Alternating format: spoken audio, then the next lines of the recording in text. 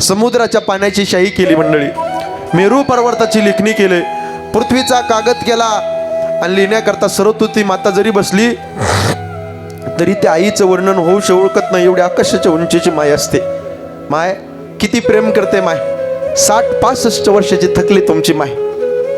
पांढरे केस झाले, सुरकुत्या वळल्या, गालाच्या काचड्या झाल्या आणि तिची मुलगी ज्या वेळेस 30-35 वर्षाची मुलगी ज्या वेळेस भेटायला येते ना माहेरी, त्या आईला एवढा आनंद वाटतो, एवढा आनंद वाटतो. थकली, तारुण्य येतं तिला. मुलगीला पाहिल्यानंतर ताडकन दिसेने म्हातारी आई उठते, काठी टेकते तुमची आई, तुमची पिशवी घेते, बोलायला म्हणते बावड्या ए माझी लेक दमून आली, पिशवी घे गाडीतून ठेव.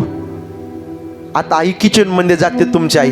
आई ऐकत आहे, किचन मध्ये जाते का की तांब्याभर पाणी घेते आणि भाकरी घेते, तुम्हाला बाहेर पाटावर उभा करते, औक्षण करते आणि माझ्या लेकीला कोणाची नजर लागू नये म्हणून बोट मोडते तुमची आई.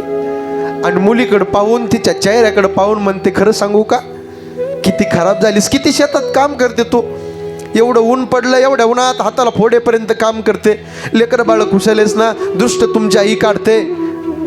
2-4 दिवस मुलीनं राहो. आता तुमच्या आई सुनबाईच्या समोर हात जोडून वागते. सुनबाईला म्हणते हे बघ ए आपलं असेल ते असेल, पण माझी मुलगी 4-2 दिवस करता काय तिला टाकून बोलू नकोस.